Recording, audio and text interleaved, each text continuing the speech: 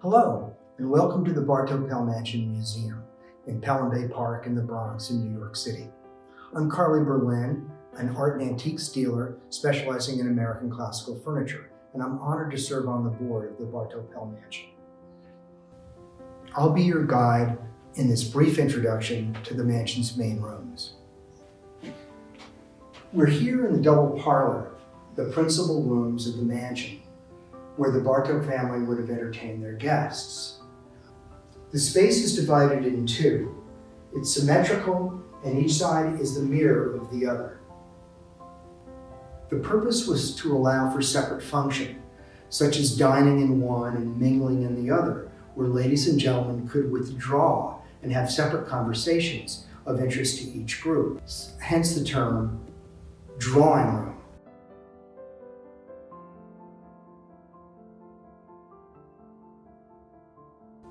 They could also be combined for grand entertainments as you see them now. This is how the space would have been used in the early 1840s when the Bartow family moved here from Manhattan. But to understand the significance of these rooms, we need to step back into the ancient past. The house and its furnishings are firmly rooted in classicism, a continuation of the Enlightenment's interest in the teachings of the ancient Greek scholars and manifestation of a fascination with ancient and exotic cultures, particularly Egypt, Greece, and Rome, that had gripped the Western world in the middle of the 18th century. The first revival of interest in classical antiquity since the Renaissance was ignited by the 1738 discovery of Herculaneum and Pompeii, the lost Roman cities that had lain buried since 79 AD after the eruption of Mount Vesuvius near Naples in southern Italy. This archaeological discovery electrified the intellectual elite of Europe and attracted to Italy artists, designers, architects, and students eager to learn about the antique. The resulting focus on Roman and Greek architecture and design affected Western art, architecture, furniture, and fashion for over 100 years thereafter. That cultural phenomenon is largely responsible for the classical designs of this house and the many houses built between 1825 and the beginning of the Civil War throughout the United States. But that's not the whole story. The Bartow Pell Mansion is essentially a Palladian villa, modeled on the published designs of Andrea Palladio, the influential Italian Renaissance architect of the 16th century. Palladio had used the technical knowledge of a 1st century BC Roman architect named Vitruvius to realize his designs.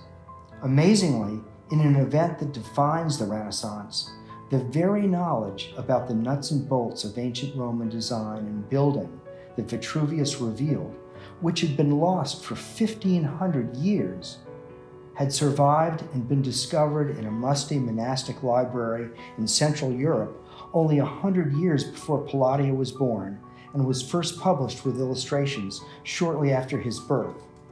What are the chances of that? Palladio, more than any other Renaissance architect, is responsible for adapting Vitruvius's classical principles for domestic use in the modern world. As a result, these parlor rooms' proportions are the perfect 2-to-3 ratio specified by Palladio.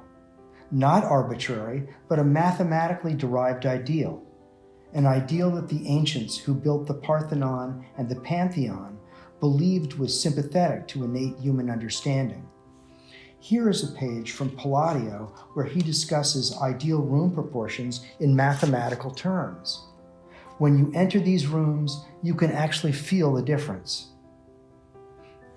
A foundational principle of the Renaissance was the desire to understand the world from a scientific and mathematical perspective, rather than through the lens of religious teaching.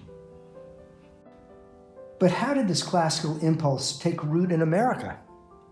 Enlightenment thinkers like Thomas Jefferson brought the devotion to classicism to America by enshrining classical architecture at the heart of American government and education with his designs for the Virginia State House and the University of Virginia. some of America's earliest classical buildings. Jefferson and other founding fathers believed that the mere contemplation of classical beauty in sculpture and architecture promoted civic virtue. The classical style also struck a deep philosophical chord in the United States. Citizens of the new republic wanted to live as had the democratic Greeks and republican Romans. Grecian architecture, with its principles of balance, proportion, and symmetry, was a reflection of democratic values and ideals that came to symbolize purity, stability, fairness, and justice. It is not surprising, therefore, that the Bartows would create a home in the Greek Revival style and furnish it in the classical style that had been fashionable their entire lives.